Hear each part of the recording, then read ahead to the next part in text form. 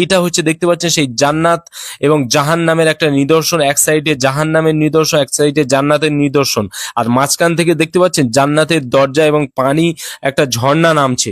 খুব সুন্দর একটা দৃশ্য তারা ফুটিয়ে তুলেছেন। জান্নাত যেটা কোনো চোখ কখনো দেখেনি, জাহান্নাম যার আগুন কল্পনার বাইরে, সেগুলো আজ প্যান্ডেলে বানিয়ে মানুষকে দেখানো হচ্ছে। প্রশ্ন হলো, এটা কি ইবাদত নাকি ভয়ঙ্কর ভুল? প্রিয় ভাই ও বোনেরা, আজকাল আমরা এমন একটা সময়ের মধ্যে আছি যেখানে দিনকে অনুভব করানোর নামে অনেক সময় বিকৃতি করা হচ্ছে। একটি প্যান্ডেলের ভেতরে হেরা গুহা, চতুর্থ আসমান, জান্নাত, জাহান্নাম এসব বানানো হচ্ছে। হ্যাঁ ভাইরা, আমি কথা বলছি দক্ষিণ চব্বিশ পরগনায় বানানো একটি প্যান্ডেল নিয়ে, যেটি কিনা ঈদের দিনে বানানো হয়েছে। হ্যাঁ, প্যান্ডেল বানানো হয়েছে। দেখুন, প্যান্ডেল বানানো হচ্ছে ঠিক যেমন দুর্গাপূজার প্যান্ডেল।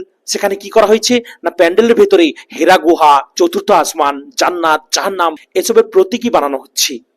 কিন্তু একটু থামুন ভাই, ভাবুন, কোন প্রাণ জানে না তার জন্য কি লুকিয়ে রাখা হয়েছে চোখের শীতলতা হিসেবে।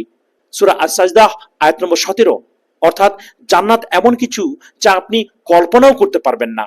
দেখুন, যে জান্নাত আপনি কল্পনা করতে পারবেন না, মানে জান্নাত খুব সুন্দর, খুব সুন্দর, এই হীরা মানিক মণি মুক্তা এসব দিয়ে বানানো হয়েছে, এগুলো নিয়ে আপনি যদি কল্পনা করেন যে এই রকম সুন্দর, ওই রকম সুন্দর, তবুও আপনার সেই কল্পনা জান্নাতকে ছুঁয়ে যেতে পারবে না।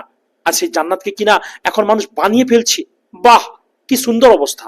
আর সেটাকে দেখে আবার অনেকে বলছে, বাহ, খুব সুন্দর বানিয়েছে, খুব সুন্দর।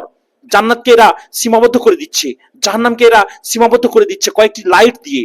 হ্যাঁ, কয়েকটি লাল লাল লাইট দিয়ে দেখিয়ে দিচ্ছে এটা জাহান্নাম, একটা ঝর্ণা ঝরিয়ে দেখিয়ে দিচ্ছে এটা জান্নাত, একটা গেট করেছে আবার এটা জান্নাতের গেট। স্পর্ধা কত মানুষের, মানুষের স্পর্ধা কতটা যে আল্লাহর তৈরি জান্নাতকে এরা একেবারে চোখের সামনে দেখিয়ে দিচ্ছে।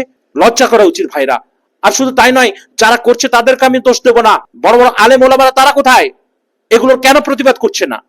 এই ভিডিওতে তো দেখতে পাচ্ছি একটা পাঞ্জাবি পরা, দাড়ি টুপি লাগানো মুসলমান ব্যক্তিও বলছেন, বাহ, খুব সুন্দর, খুব সুন্দর। না ভাইরা, জান্নাত এমন কিছু যা আপনি কল্পনা করতে পারবেন না। আরেক হাদিসে রাসূল সাল্লাল্লাহু আলাইহি সাল্লাম বলেছেন, জান্নাতে এমন নিয়ামত রয়েছে যা কোনো চোখ দেখেনি, কোনো কান শোনেনি এবং কোনো মানুষের অন্তরে কল্পনাও আসেনি। সহিহ বুখারী এবং মুসলিম শরীফের হাদিস। সমস্যাটা কোথায়? যখন আপনি একটি প্যান্ডেল বানিয়ে বলেন এটা জান্নাত, এটা জাহান্নাম, তখন আপনি অজান্তেই গায়েবের জিনিসকে সীমাবদ্ধ করে ফেলছেন। হ্যাঁ, আপনি সীমাবদ্ধ করছেন আপনার কল্পনা আর ডিজাইনের মধ্যে।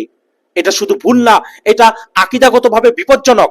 কারণ আপনি এমন কিছু প্রদর্শন করছেন যা আল্লাহ গায়েব হিসেবে রেখেছেন, আল্লাহ লুকিয়ে রেখেছেন, আর আপনি সেটাকে তুলে ধরছেন। জাহান্নাম নিয়ে খেলার ছলে ডেকোরেশন করছেন। জাহান্নাম কোনো থিম পার্ক না, এটা এমন আগুন যার এক ঝলকেই দুনিয়া পুড়ে যাবে। রাসূল সাল্লাল্লাহু আলাইহি সাল্লাম বলেছেন, দুনিয়ার আগুন জাহান্নামের আগুনের 70 ভাগের 1 ভাগ তৈরি করুন আপনি। আপনার তৈরি করা খুব স্পর্ধা, তাই না? দুনিয়ার আগুনের 70 গুণ বেশি এমন আগুন দিয়ে তৈরি করুন, জাহান্নাম তৈরি করুন। যদি না পারেন তার প্রতীকী তৈরি করবেন না, জান্নাতের প্রতীকী তৈরি করতে পারবেন না যদি সঠিকভাবে জান্নাত না তৈরি করতে পারেন। আর আপনি কি করছেন? সেই ভয়ঙ্কর আগুনকে লাইটিং দিয়ে শো পিস বানাচ্ছেন। এটা কি আদৌ সম্মানজনক? সঠিক পথ কি ভাই? আমরা জান্নাতকে জানবো কুরআন ও সহিহ হাদিস থেকে, সাহাবাদের বর্ণনা থেকে। আমরা জাহান্নামকে ভয় করব বাস্তব মনে করে, হৃদয়ে অনুভব করে, না যে প্যান্ডেলে ঘুরে দেখি, ছবি তুলে সোশ্যাল মিডিয়ায় আপলোড করে। দিন মানে শুধু অনুভূতি না, দিন মানে অনুগত থাকা। সব ভালো উদ্দেশ্য সঠিক পথ না। হ্যাঁ, এই কথাটা শুনুন, সব ভালো উদ্দেশ্য, আপনি বলবেন এটা তো একটা ভালো উদ্দেশ্য, কিন্তু সমস্ত ভালো উদ্দেশ্য সঠিক পথ না। যদি আমরা সত্যি জান্নাত চাই তাহলে জান্নাত বানাবো না, জান্নাতের জন্য আমল করব। আর যদি জাহান্নাম থেকে বাঁচতে চাই তাহলে সেটাকে ডেকোরেশন না বানিয়ে সেটাকে ভয় করব।